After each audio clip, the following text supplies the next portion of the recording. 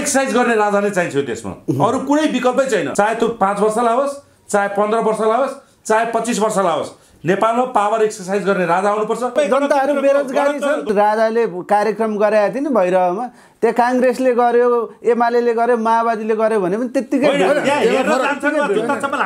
त्यसमा फरक के छ भन्दा पार्टीले गरेका कार्यक्रममा तपाईँको के भन्दाखेरि मासु भनौँ न तपाईँको चाहिने त्यो पनि जनता चाहँदैन दाइ। हामीले हेरेको होइन पोखरामा एउटा मन्त्रीले भाषण गर्दाखेरि एउटा क्यामेराम्यान र एउटा मन्त्री मात्रै थिइन् र राजाले तपाईँको झापामा हेर्नुहोस् लाखौँ जनता, 20,000 त बाइक मात्रै र्यालीमा थियो। राजावादीहरू धनी छन् नि त पहिल्यैदेखि, अब राज्यको बाँडफाँड गरेका छन् भन्ने आरोप आउँछ। एउटा कुरो नि, अनि अहिले गणतन्त्रवादीहरू गरिब छन्। खरपति केपी ओली, खरपति प्रचण्ड, खरपति शेरबहादुर देउपा, उनका संयौं कार्यकर्ता सबै खरपति भए। को धनी रहेछन् त्यहाँ? पैसा ल्याइलाई मान्छे बोलाउने उनीहरू, पैसाले चुनाव जित्ने उनीहरू। राजाले गरेको हिजोको सम्बोधन कार्यक्रममा 1 रुपियाँ खर्च नगरी जनता स्वतस्फूर्त रूपले आफ्नै खर्चले मञ्च बनाएर जनताले आफै सुरक्षा दिएर हाम्रो राजा, हाम्रो देश प्राणभन्दा प्यारो छ किन भने त ज्ञानेन्द्रलाई पनि त आरोप आउँछ नि त। देशकै सबैभन्दा धनी व्यक्ति ज्ञानेन्द्र हुन्, यिनले त पैसा पुरै वितरण गर्छन्। अब तपाईँ इतिहासमा 250 वर्ष इतिहास भएको राज परिवारको सदस्य केपी ओली भन्दा गरिब हुनु त। तर अहिले राजा भन्दा धनी त यिनीहरू भयो नि। यिनीहरूको घरमा त ढोका पनि छैन। राजजी तपाईँ कहाँ हुनुहुन्छ? प्रचण्डको घर कहाँ छ थाहा छ? कसैलाई पनि थाहा छैन कहाँ छ घर। चितवनमा छ। घर कहाँ छ उनको? चितवनमा छ। फोटो ल्याएर देखाइदिनुहोस्। ढोका पनि छैन, झ्याल पनि छैन होला, सुत्ने एउटा पलङ पनि छैन होला। पार्टीका कार्यकर्ताहरूलाई चाहिँ रक्सी र मासुमा बिकेका हुन्। जुन कार्यक्रममा पनि रक्सी, मासु, बाइकको पेट्रोलले पुग्छन् भन्दै गर्दाखेरि अहिले के आरोप छ भने राजाले पनि जुन राजावादी अभियानहरू छन् त्यहाँ चाहिँ ठुलै ब्रिकेसमा हालेर बिटा पैसा कति आउँछ क्या पैसा? हावादारी कुरा नगरोस् न। जीवनमा कहिले पनि न हिजो न आज न भोलि राज परिवारबाट, राजाबाट कसैलाई पनि पैसा दिइँदैन, बाँडिँदैन। बुझ्नुभयो नि? नेपालमा राज संस्था स्थापित हुँदैछ। 2080 साल यो अन्तिम गणतन्त्रको साल हो र प्रचण्ड गणतन्त्रको अन्तिम प्रधानमन्त्री हो। महेन्द्र पथको जबसम्म नेपालमा चाहिँ स्थापित गर्न सक्दैनौँ, देश 1 बन्दैन, 2 बन्दैन, 3 बन्दैन, सक्दैन भइसक्यो। आज 10 वर्षमा महेन्द्रले गरेका काम, गाउँ फर्क अभियान, अहिले त युवालाई चाहिँ विदेश धकेल अभियान, विदेश बेचाउ अभियान, गाउँ फर्क अभियान, विदेश पनि जान नदिएर गोली ठोकेर मार भन्ने अभियान, अब चाहिँ गोली ठोकेर मारेपछि 10 लाख रुपैयाँ दे भन्ने अभियान। बालकुमारीमा 2टा युवाले हामीलाई रोजगार दे, हामीलाई देशमा बस्न दे, नेपाल आमाको काखमा रमाउन दे, हाम्रो चाहिँ आवश्यकता पुरा गर, तैँले त गर्न सकिन सरकार। हामी चाहिँ कोरियामा गएर भनौँ के भन्दाखेरि श्रम बगाएर, रगत र पसिना बगाएर हामीले हामीलाई परिवार पाल्छौँ, व्यवस्था गर, आवेदनले भनेर एउटा चाहिँ 2000 को मासमा त्यो एउटा डिमान्ड हुँदाखेरि एउटा मन्त्री गएर चाहिँ त्यो नौटङ्की गर्ने, सुरक्षामा खटिएका कमान्डरको विवेकतापूर्ण गृहमन्त्रीको चाहिँ भनाइ पनि अर्थपूर्ण नहुने, यो त नैतिकताको आधारमा देशको प्रधानमन्त्री गृहमन्त्रीले यो घटनामा के भन्छ राजीनामा दिनुपर्ने। जस्तो महेन्द्रलाई पनि एउटा आरोप आउँछ, आफ्नै छोरा नसुधार्नेले यत्रा 3 करोड जनताको जनधनको सुरक्षा कसरी गर्छन्? पारसा ऊ गाँजा खान्छन् रे, मान्छे कुट्दै हिँड्छन् रे, प्रहरी कुट्छन्। तपाईले बादलको छोराले के गर्यो त्यो प्रश्न सोध्नु, म भन्दिन्छु तपाईलाई। के गरे खुलाइदिनुस् न। तपाईको झलक आरोप छ, जनताले लाइरहेछ नि त। प्रचण्डको छोराले कतिवटा बिहे गरे? कतिवटा गरे खुलाइदिनुस्।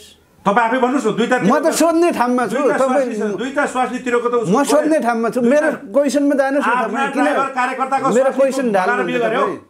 तपाईले उसको ठेट्नु कुरा युवराज पारसले म राजा हुन्छु भनेर जन्मेको होइन भनिसक्नु। ज्ञानेन्द्र पछि हृदेन्द्र आउने भयो, बेबी किङ भयो। 100% सिरपेज जलाउँछौँ, देश चलाउँछौँ भनेर आएका नेताहरूले देश चलाउने होइन जलाउँदै गएका हुन्, अन्तिममा छौँ।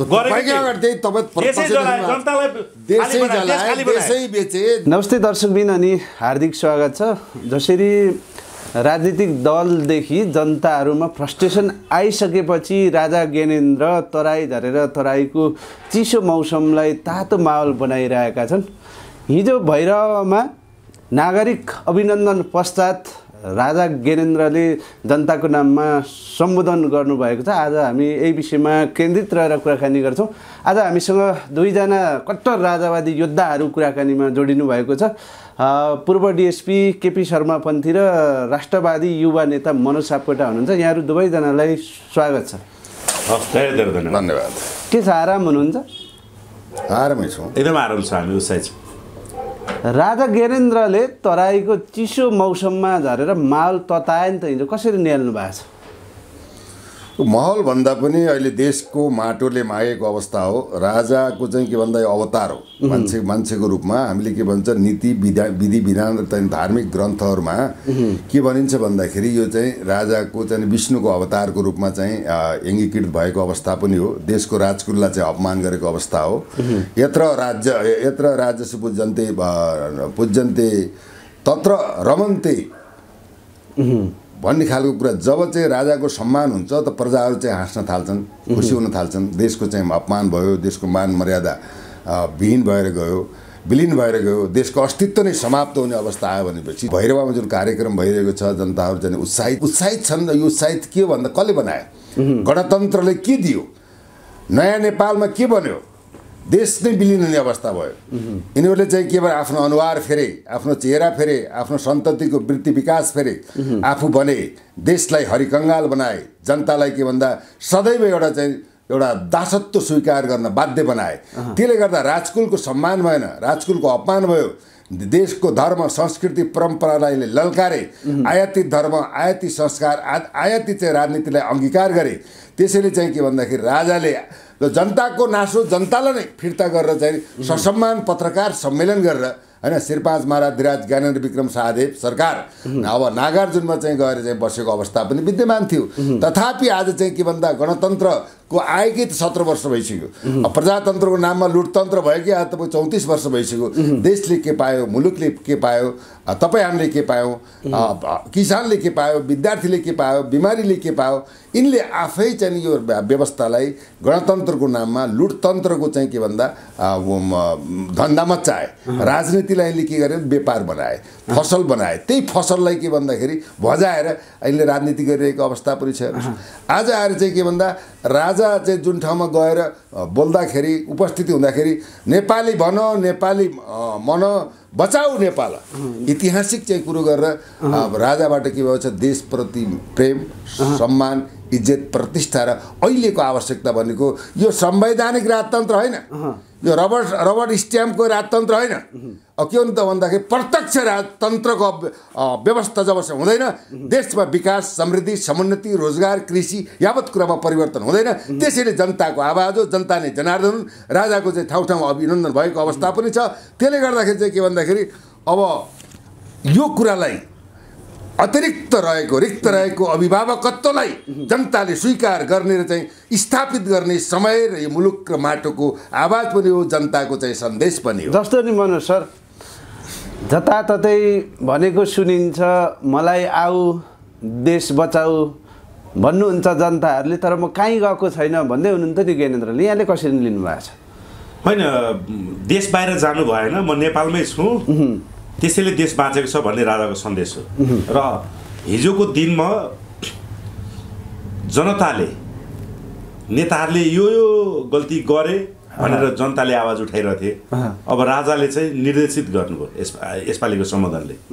यसपालि राजाले के भन्नु भने फरक फरक अनुहारले अपराध नगर भन्नुभएको छ। यो सानो कुरा होइन नि। फेरि देश विरुद्ध षड्यन्त्र नगर भन्नुभएको छ नि। यसको मतलब के हो भने अब राजा मैदानमै होमिनु हो। अब मैले जसरी यिनीहरूलाई सर्लक्क जनताको नासो जनतालाई भनेर लौ न त चलाऊ भनेर दिएको थिएँ, तर यिनीहरूले त देशै बेचन लागे। अब म बागडोर सम्हाल्नलाई म तयार छु। त्यसको लागि नेपाली जनताको भावना बुझ्नु जान्छ। तर यस्तो नि, जनताको भावना जस्तो नि मैले तपाईहरु दुवैजनालाई सोध्न चाहे कि राजाले के भन्दै हुनुहुन्थ्यो भने देश बनोस्, देश बाँचोस्, म कहीँ गएको छैन, जनताहरू माझै छु, यो पुर्खौली भावना पनि पोखिरहेको छु हैन। जनताको दुःख व्यथा कथाहरू पनि हेरिरहेको छु, अहिलेको स्थिति पनि हेरिरहेको छु भनेपछि सधैँ हेरिरहने त जनताहरू मरिन लागिसके, यहाँ देशै खाली भइसक्यो, राजा नि अब सधैँ हेरेरै बस्ने।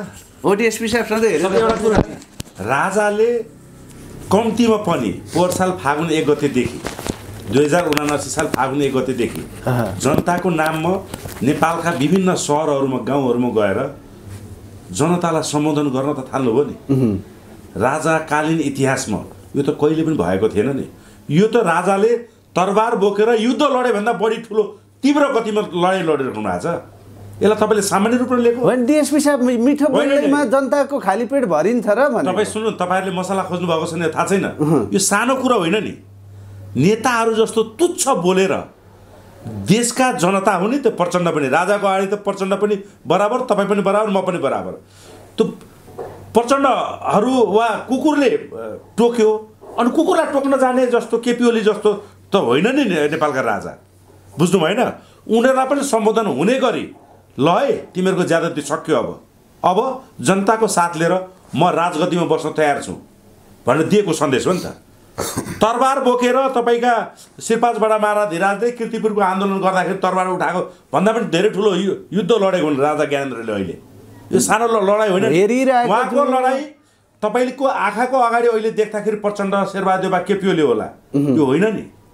उहाँको लडाइँ अहिले भारतसँग, चीनसँग, अमेरिकासँग र युरोपियन युनियनसँग, अन्तर्राष्ट्रिय शक्तिसँग राजाको भित्री लडाइँ चलिरहेछ, ग्लोबल लडाइँ चलिरहेछ अहिले नेपालको राजाको। विदेशीकै यहाँ सुन्नुहोस् न, नेपालका नेता त राजाको अगाडि केही पनि होइन। एउटा जब स्टेटमेन्ट देख्दाखेरि, दसैँको शुभकामना दिँदाखेरि थरथर कापेर राजा विरुद्ध बोल्न थाल्छन् नेपालका नेताहरू। उहाँको लडाइँ अन्तर्राष्ट्रिय वातावरण मिलाउने र नेपालमा कसरी नेपाल बचाउने बनाउने र कसरी राजगद्दीमा आउने नेपाली जनताको साथ लिएर त्यो लडाइँ लडिराख्नु भएको छ। तर विदेशीको इसारा बेगर त राज संस्था आउँदैन, फिर्किँदैन। विदेशीहरूले नि राज संस्था बिउताए चाहे भने मात्रै फिर्किने हो, राजा नारायण हिटी छिर्ने हो भन्ने कुरा आइरहेको छ। त्यो इसारा र तपाईँको आदेश भन्ने हुँदैन नि त। तपाईँ अहिले ग्लोबल दुनियाँमा हुनुहुन्छ होइन, विश्व बजारीकरण भन्छ नि। अब विश्वको साथ त चाहिन्छ नि, नभए त तपाईँको नाकाबन्दी लगाइदिन सक्छन् होइन। उनीहरूले अनेक कुराहरू गर्छन्। त्यो विश्वको साथ पाउनलाई जनता राजाको पक्षमा छन् भन्ने कुरो देखाउनु पर्ने हुन्छ। ध्यान दिनुहोस्, यहाँ भारत बाध्य भइसक्यो।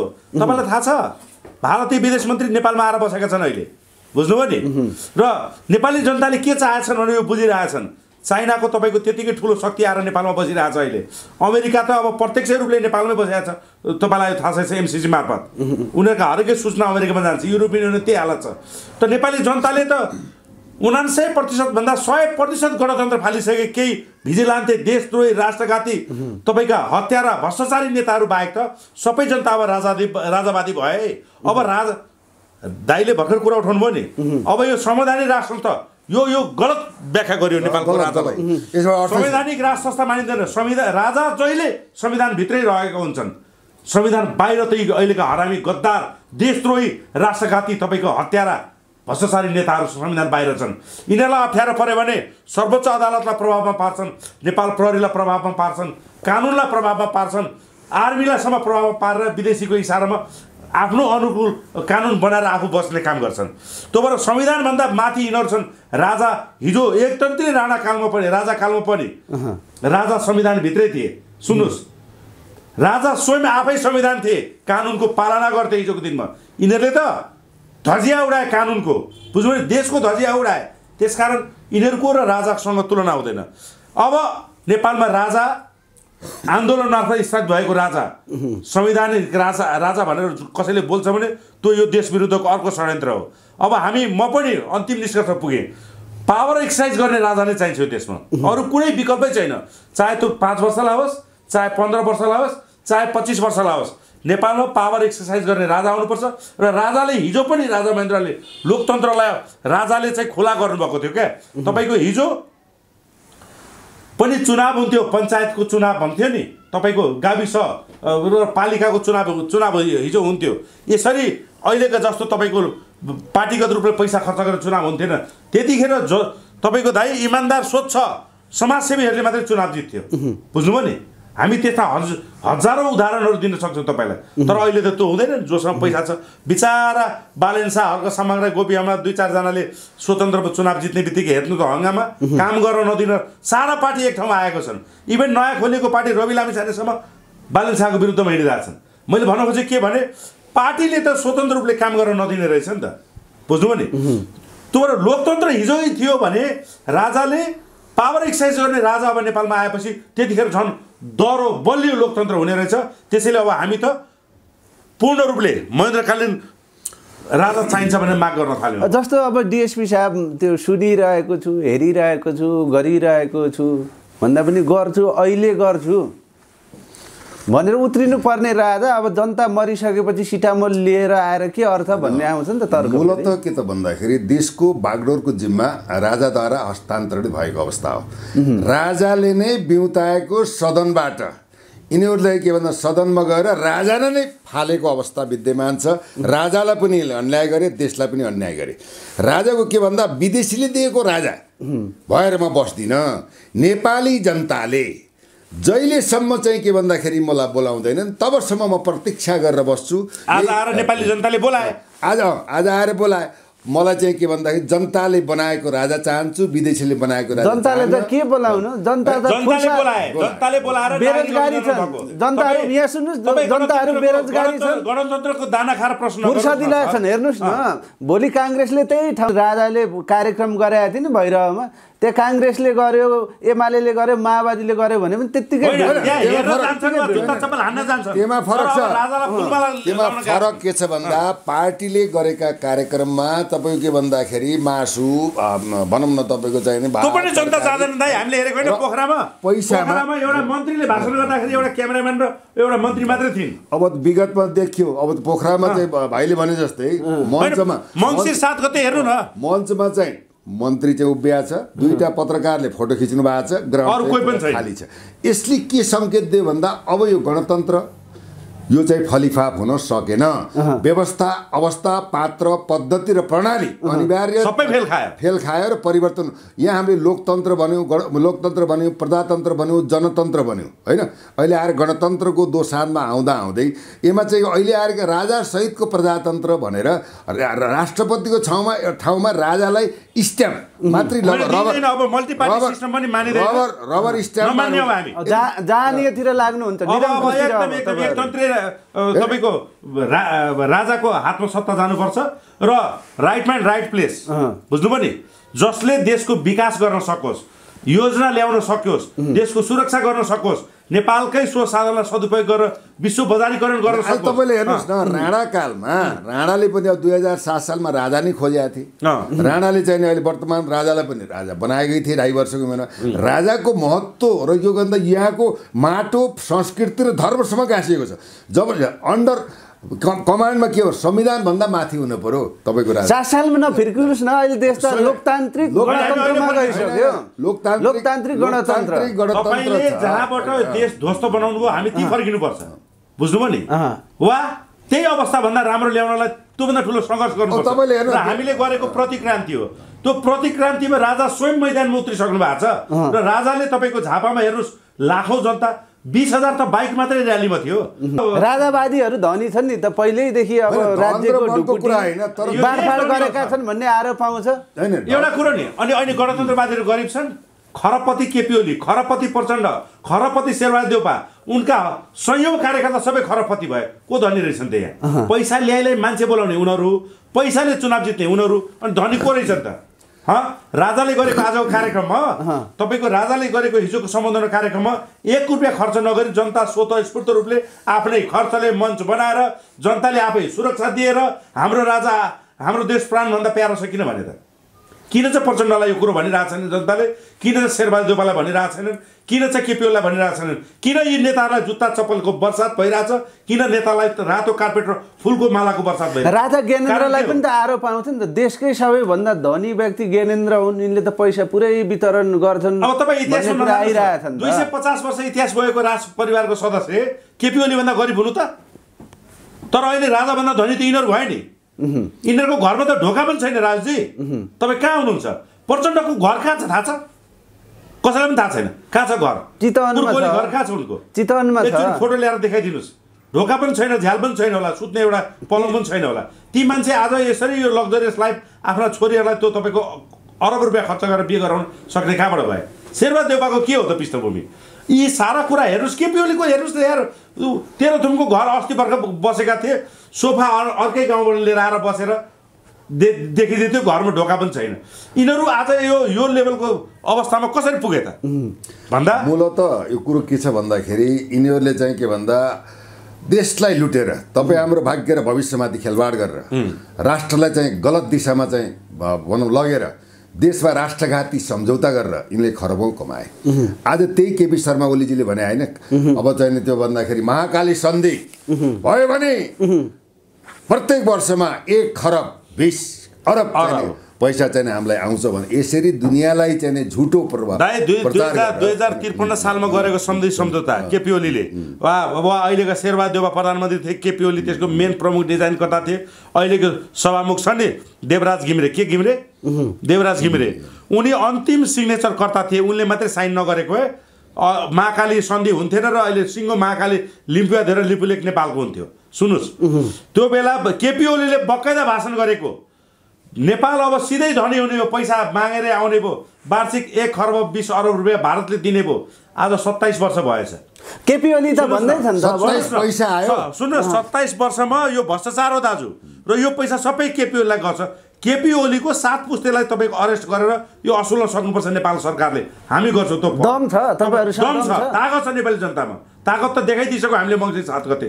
त्यो दुर्गाप्रसाद अभियानको नेतृत्वकै आन्दोलनले सफलता हासिल गरेर संस्था राजालाई सिरपेज लगाएर राजगद्दीमा राखेर 47 सालदेखि आजसम्म देशको सत्ता र शक्तिमा रहेको सरकारी पदमा रहेको र त्यसको लाभबाट फाइदा उठाउने माफियाहरूको साराको सम्पत्ति राष्ट्रियकरण गरेर उनीहरूलाई जन्मकैद गराएर हामी यो देश बनाउँछौँ दुर्गाको नेतृत्वमा र भ्रष्टाचार केपी ओलीले कति गरेछन् थाहा छ त्यसमा हुन सक्छन् दोषी तत्कालीन अवस्थाको साझेदार सबै इभेन्ट र राप्रपाका 2टा नेता पनि छन् त्यसमा हेर्नुहोस् बुझ्नुभयो नि प्रकाश चन्द्र लोहनी र पशुपति शमशेर जङ्गबहादुर राणा लगायत शेरबहादुर देउपा केपी ओली यिनीहरू सबै यिनीहरूले कति गरेछन् भ्रष्टाचार थाहा छ वार्षिक 1 खरब 20 अर्ब इन्टु 27 जोड्नुहोस् 34 खरब रुपियाँ त यी नेताहरूले महाकाली बेचे बाबत भ्रष्टाचार गरेका छन् त्यो पैसा नेपालमा आएको छैन सबै नेताहरूको खल्तीमा गयो दुर्गा प्रसाईको नेतृत्वमा राजा ल्याउने तयारी भन्दै गर्दा तपाईँले भन्नुभयो तर राजाले त दुर्गा प्रसाईलाई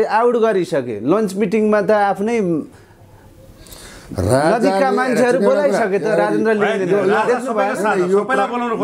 सबैलाई मिलाउँछन् र सडकको नेतृत्व 100% राष्ट्रिय झण्डा बोकेर हुन्छ जुन अहिलेसम्मको राष्ट्रिय झण्डा बोकेर नेतृत्व गर्ने दुर्गा प्रसाई महाअभियानमा जनताहरू भन्दै थिए व्यक्ति होइनन् हिजो छुट्टाए पनि छ सुन्नुस् साउताको छोरो सम्झेर दुर्गा प्रसाईलाई ज्ञानेन्द्रले राप्रपाका नेताहरू मात्रै बोलाएर लन्च मिटिङ गरे एउटा कुरा तपाईले के बुझ्नु भयो हामी मान्दै मान्दैन तपाईको कुरा राजाले दुर्गा प्रसाईलाई मानेनन् भन्ने कुरो होइन किन भन्दाखेरि राजालाई मैदानमा ल्याउने दुर्गा प्रसाईको साझा हुन्छ उनको हरेक जनता प्रचण्ड देउपा जति तपाईले बोलाएको जुन अब किचन टेबल भन्नुभयो नि त्यहाँ यिनीहरूलाई साइजमा ल्याउन बोलाएको ती सबै यो अब ल्याइनस् भने घोक्रो ठ्याक लाउँछु भने हो राजाले के छ भन्दा दुर्गा प्रसाईको एजेन्डालाई सम्मान गरेर अनि सेकेन्ड म्यानको रूपमा मनोज सापकोटा त चाहिँ देशभरि लागेको अवस्था छ नि त युवाहरू त जागेका छ नि त दुर्गा प्रसाईकोलाई सम्मान गर्दै त्यहाँ हजारौँ हाम्रा कार्यकर्ताहरू हाम्रा नेताहरू शिवसेना नेपालले सुरक्षा दिइरहेछ तपाईँको राजाको सुरक्षा त आखिर शिवसेना नेपालले दिइरहेछ नि त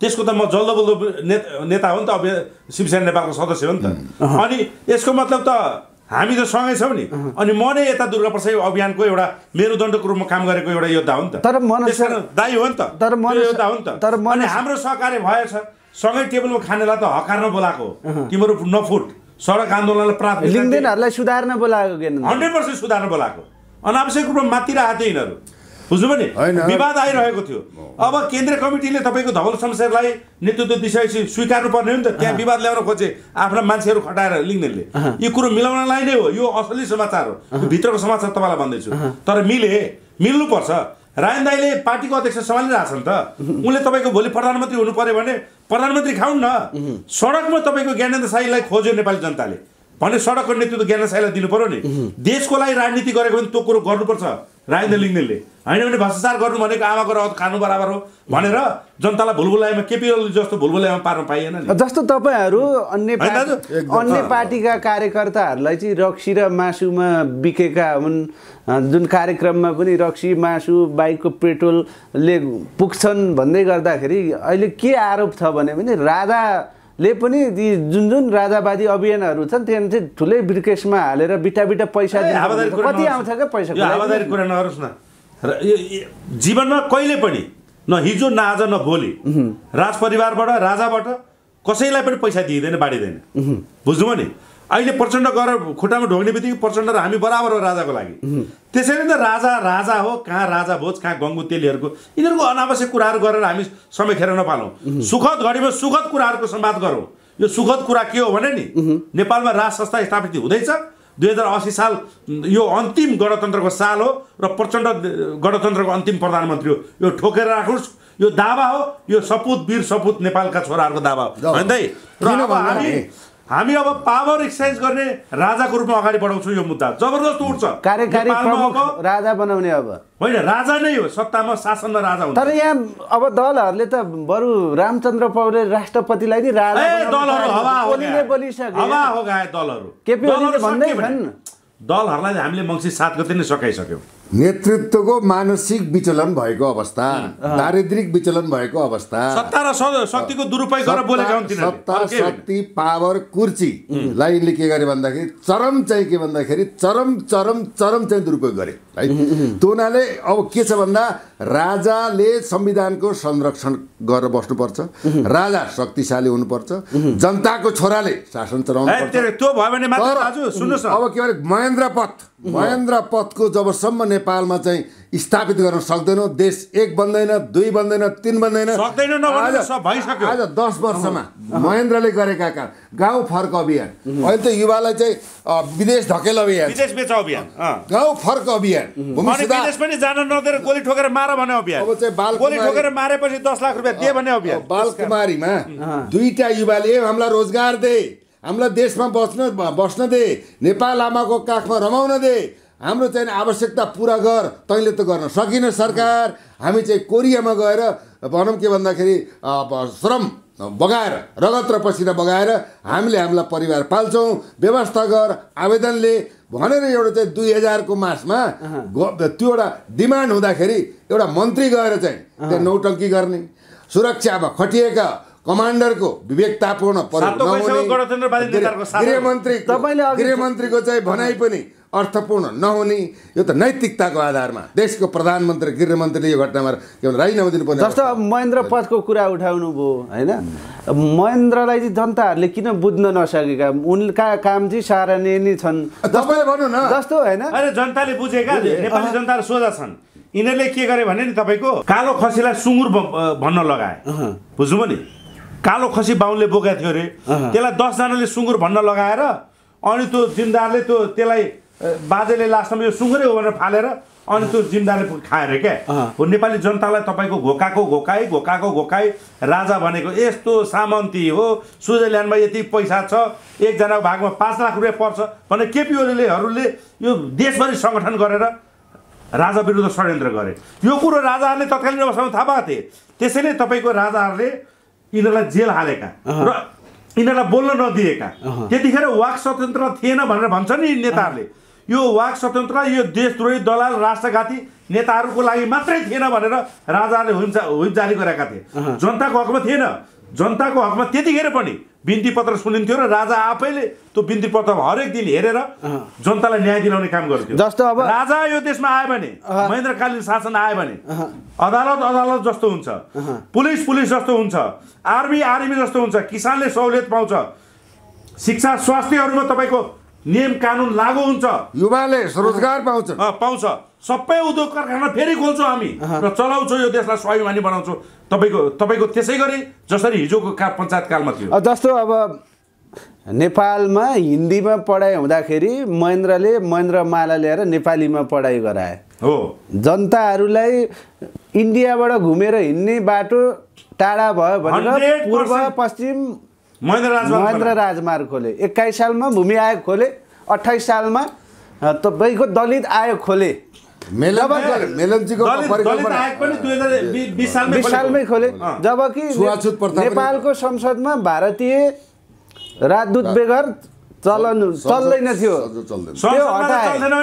इन्डियन पैसा पुरै लागु हुन्थ्यो त्यो हटाए। त्यति मात्रै होइन, नेपालमा 18 ठाउँमा तपाईँको सैनिक ब्यारेक थियो भारतको, त्यसमा मध्ये 17 ठाउँ हटाएर एक ठाउँ लिम्पियाधुरा र चाइना र इन्डियाको युद्ध भइराख्दाखेरि तत्कालीन भारतीय प्रधानमन्त्री हार गुहार गरेर अलि दिनलाई यहाँ राख्न दिए भनेपछि राजाले त्यतिखेर तपाईँको ल ठिक छ भनेर गरेको।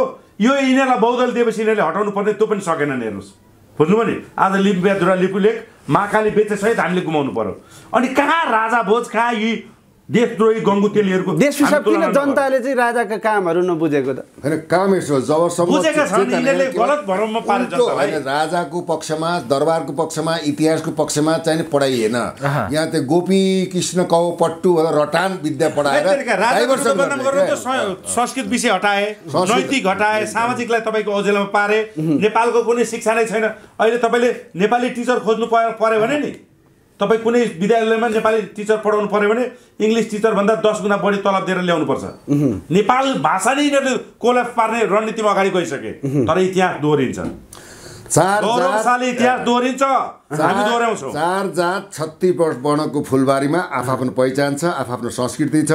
यहाँ चाहिँ धर्महरूको नाममा, जातीयताको नाममा विभिन्न खालका चाहिँ उत्कण्ठा मच्चाएर देशलाई चाहिँ इसाईकरण गरेर जुन एउटा देशलाई बर्बाद पार्दैछन्, यो सबै सन्तुलन र व्यवस्थापित गर्नको लागि, जनताको भाग्य र भविष्य निर्माण गर्नको लागि अब अहिले चाहिँ के भन्दा राजा देशको लागि, राजालाई राजगद्दी चाहिएको होइन, देशको लागि राजा चाहिएको। देश सुरक्षित हुनु पर्यो, समृद्ध हुनु पर्यो, विकास हुनु पर्यो, हरेक जात जातिले आफ्नो स्वाभिमान त्यो हिसाबमा गणतन्त्र फेलियर भइसकेको अवस्था हो यो। के भन्दाखेरि दिप गरेर फेल हुन्छ भन्ने कुरा राजालाई त्यतिखेरै थाहा थियो। त्यसैले गद्दी त्यागेर लौ हेरौँ किन फेल भयो, जनताले यिनीहरूको नाङ्गो अनुहार चिनुन् भनेर राजाले आफैले राजगद्दी छोडेको, किन फेल फालेको होइन। तर नि यहाँ सुन्नु, राजा भैरवा पछि फेरि पर्सि 22 गते बिरुवन जाँदै हुनुहुन्छ, त्यहाँ झन् लाखौँ जनता। अब राजा मैदानमा ओर्लिसकेपछि अब राजाले विराम लिनु भएको छैन, आराम लिनुहुन्न। त्यसकारण प्रचण्डहरू रातारात मिटिङ बस्न थाले। अब कसरी हामी जोगिने भाग्ने। तर राजाले सुन्दैछु दाइ, दर्जनौं ठुला जहाजहरू चार्टर गरेर भाग्ने तयारीमा छन्। मनोज सर, राजालाई पनि एउटा आरोप आउँछ, आफ्नै छोरा नसुधार्नेले यत्रा 3 करोड जनताको जनधनको सुरक्षा कसरी गर्छन्। नसादी कुरा भने तपाईहरू कमजोरीलाई चाहिँ किन ढाकछोप गर्नुहुन्छ?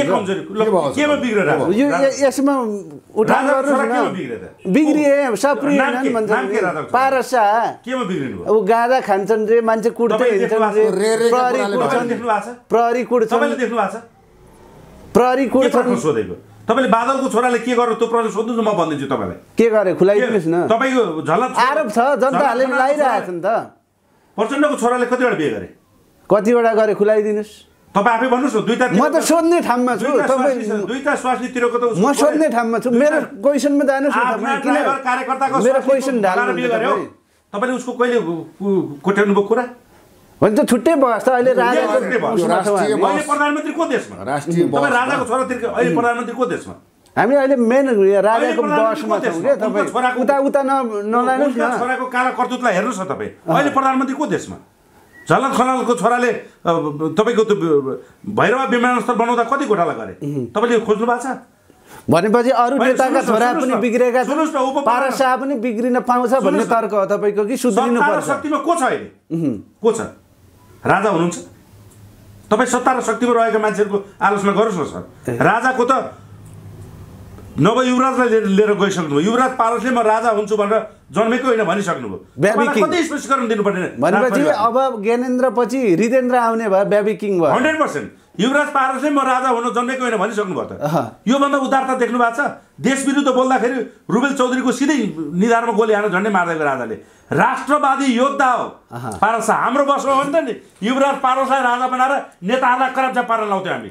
के कुरा गर्नुभएको तपाईँले? एउटा कुरा के बुझ्नुहोस् भने, देश बनाउनलाई चाहिन्छ उद्दण्डता पनि चाहिन्छ, जङ्गबहादुर पनि चाहिन्छ, र यो देशको जङ्गे हुन्, वास्तवमा राष्ट्रवादी योद्धा हुन्। एकजना अङ्कलले भन्नु छँदै छैन यो देशमा उहाँमा भएको देशभक्ति त्याग व्यक्ति भन्ने कोही छैन, समर्पण बलिदान मान्यता दिने एउटा राजाको छोरा युवराज म राजा बन्नु छैन, देश रहनुपर्छ, हाम्रा पुर्खाले आर्जन गरेको देश एउटा भिडियो तपाईँलाई म देखाइदिन्छु। यहाँको जनता सुखी हुनुपर्छ। हामी राजावादी हौ युवा, त्याग हो के नै हो। सुन्नुहोस् न, युवराज हामी सबै राजावादी हुँदा के को राजावादी? हामी देशभक्त हुनुपर्छ, यहाँ राजावादी कोही छैन, राष्ट्रवादी हुनुपर्छ। स्वयं हामी राष्ट्रवादी हुनुपर्छ भनेर चाहिँ युवराजले।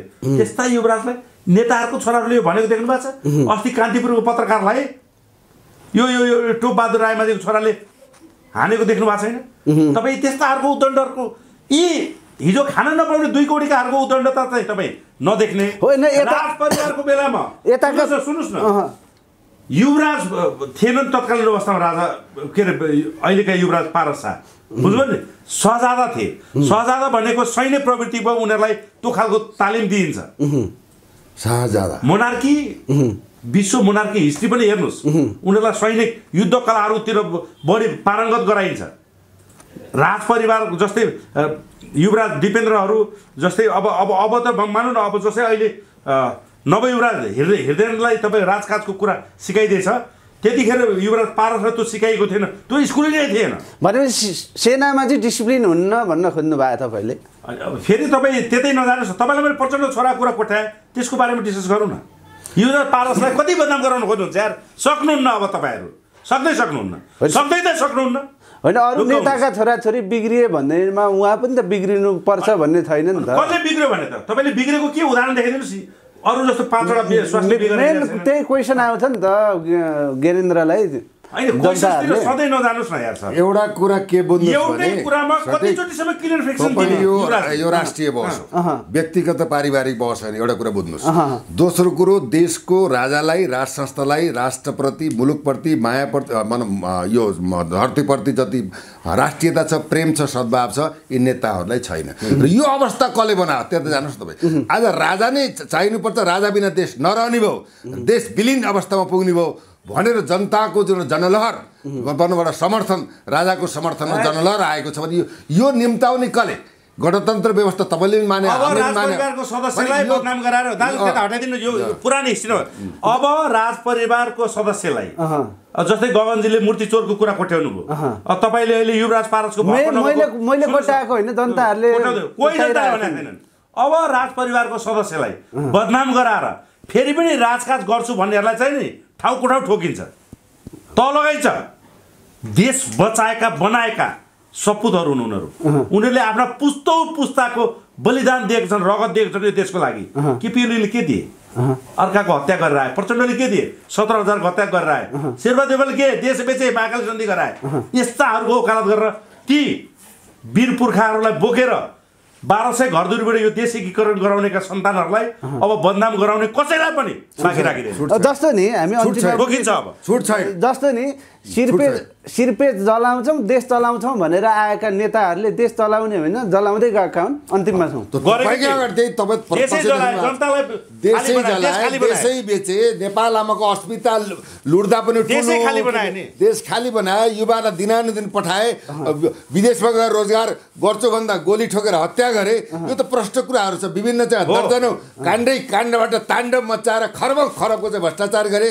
त्यो उनीहरूले के भन्दाखेरि गणतन्त्रलाई यस्तो खालको परिस्थिति सिर्जना यिनीहरूले नै गरे। आज गठबन्धन एउटा अपराधिक सरकारबाट देश चलेको अवस्था छ। जनताले के पाए, मुलुकले के पाए, राष्ट्रले के पाए, तपाईँहरूले के पाए। त्यसैले अब चाहिँ के छ भन्दाखेरि राजाको तत्काल सम्बोधन मात्र नभएन, राजालाई चाहिँ के भन्दा महेन्द्र पथको चाहिँ बाटोमा हामी जनताले ल्याएर यो देशलाई सुरक्षित, संरक्षित र तपाईँ हाम्रा भावी सन्ततिको चाहिँ सुखद भविष्यको निर्माण गर्नको लागि यो राजाको स्थापना बाहेक अन्य एक विकल्प छैन, 2 विकल्प छैन, 3 विकल्प छैन। लेखिराख्नु यिनी अब हामी ल्याएरै छोड्छौँ। 200 कहिलेसम्म ल्याउँछ? ठ्याक्क खुलेर 80 भित्रै वाइ नट 84 मा होइन। हाम्रो त के भने हिस्ट्री सो द फ्युचर भन्छ कि इतिहास नपढ्ने, धर्म संस्कृति बेच्ने, आयाती धर्मसम्म। अब यो यिनीहरूको व्यथित विषयमा कुरा गरौँ। तपाईँहरूले जेसुकै प्रश्न सोध्नुहोस् र नेताहरूकै भएर आउनुहोस्, हामीलाई फरक परेन। अब राज संस्थाको परिवारलाई बदनाम गराएर फेरि राज गर्छु भन्ने चाहिँ दिवा सपना नदेख्न म तपाईँहरूलाई सुझाव दिन्छु। देशलाई विसर्जन गराएर यिनले जो राज गरेका छन् यो देशलाई बचाउनको लागि राजाको आवश्यकता होइन, अपरिहार्य आवश्यकता भएको यो जनताले चाहेको आवश्यकता हो, ध्रुव सत्य हो। अब के भन्दा मोनार्की, डिक्टेटराइज मोनार्की चाहिँ के भन्दा व्यवस्था चाहिँ हुनुपर्छ। यो ध्रुव पावर एक्सरसाइज गर्ने राजा अब यो हुँदैन। यो संवैधानिक राजा यो खाने दाँत र देखाउने दाँतको अर्थ छैन, प्रष्ट बोल्नुपर्छ, तब मात्र देश विकास हुन्छ। त्यसको उदाहरण राजा महेन्द्रबाट 17 देखि 28 सम्म गरेका चाहिँ बाटा घाटा कल कारखाना विद्यालय कलेज विभिन्न खालको 700 वटा चाहिँ उद्योग 1000 वटा चाहिँ के भन्दाखेरि विद्यालय पनि अनगिनत विकास भएको अवस्थामा आज त्यो कुरा नगरौँ दाजु। तपाईँको सबै प्रश्नलाई एउटै उत्तर। 2080 सालभित्र राजा आउने, 81 सालको वर्षको सुरुवातमै राजा राजगद्दीमा बस्ने, नेपाल फेरि पुरानै स्वाभिमान फर्किने यो ग्यारेन्टी गर्दछु। ढुक्क हुनुहोस्। जय नेपाल आमा। जय जननी जय मातृभूमि, जननी जन्मभूमिश्च स्वर्गादेवी गरिएछि। हस्, तपाईँहरूको मिसन सफल होस्। अति व्यस्तताको बीच पनि समय दिनुभयो। यहाँहरूको अमूल्य समयको लागि धेरै धेरै धन्यवाद। यहाँहरूको दिन शुभ रहोस्। व्यङ्ग्यात्मक सारा प्रश्नको लागि पनि धन्यवाद। तर हामी दृढ सङ्कल्पित छौँ, ढुक्क छौँ। नेपालमा राज संस्था नेपाली जनताकै ताकतमा तपाईँको बिउतिँदैछ। राजा पावर एक्सर्साइज गर्ने राजा अब स्थापित हुँदैछन्। जय नेपाल आमा।